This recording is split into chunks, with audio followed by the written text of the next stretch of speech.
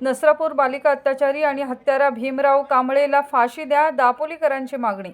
दापोली तालुक्यातील निवेदिता प्रतिष्ठान या सामाजिक संस्थेच्या पुढाकाराने पुणे जिल्ह्यातील भोरमधील नसरापूर परिसरात बालिकेवर अत्याचार करून तिचा खून केल्याप्रकरणी अटक असलेल्या नराधमाला फाशी द्या अशी प्रमुख लेखी मागणी गृहमंत्री तथा मुख्यमंत्री महाराष्ट्र राज्य यांच्याकडे करण्यात आली आहे।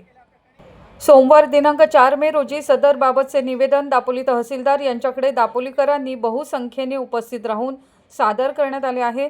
या निवेदनानुसार पुणे जिल्ह्यातील भोरमधील नसरापूर परिसरात बालिकेवर अत्याचार करून तिचा खून केल्याप्रकरणी आरोपी भीमराव कांबळे याचा जाहीर निषेध करण्यात आला आणि त्याला फाशीची शिक्षा होणे याबाबत मागणी करण्यात आली आहे।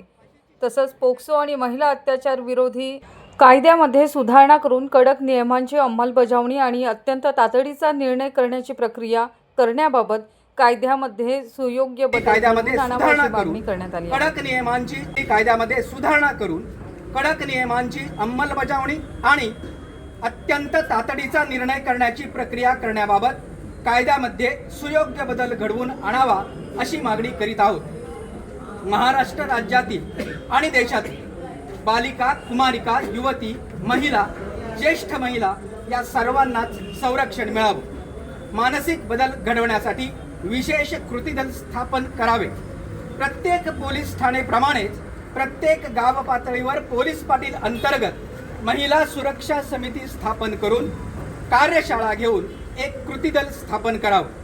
पोक्सो आणि विनयभंग प्रकरणी ज्या आरोपींवर गुन्हा दाखल आहे आणि शिक्षा भोगत आहे किंवा भोगली आहे अशा आरोपींना दरमहा स्थानिक प्रशासन आणि पोलीस प्रशासनाकडे हजेरी लावणे अनिवार्य करण्यात यावे।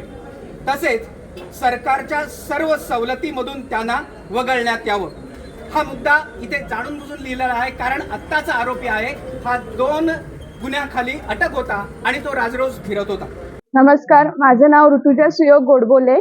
ही परवाची घटना घडली पुणे नसरापूर येथे। तर आता असं वाटतंय की महिला कुठेच सुरक्षित नाहीये। संध्याकाळी घराच्या बाहेर महिलांनी पडावं की नाही ही सुद्धा आता भीती वाटतेय। आणि राज्य शासनाला एकच विनंती आहे की खूप म्हणजे त्यांनी सरळ त्यांना जर काही शिक्षा द्यायला जमत नसेल तर त्यांनी आमच्या हातात द्यावं, आम्ही काय ते शिक्षा देऊ त्यांना। सगळ्यात कठोरात कठोर म्हणजे फाशीपेक्षाही त्यांचे तुकडे तुकडे करून त्यांना मारायला हवं। आतून खूप चीड येते या घटनेबाबत की 3 वर्षाच्या मुलीला काय त्या नराधमाला एवढी विकृती आली की त्यांनी 3 वर्षाच्या मुलीला सुद्धा सोडलं नाहीये। खूप कठोरात कठोर शिक्षा व्हावी एवढीच आमची सगळ्यांची एकच मागणी आहे।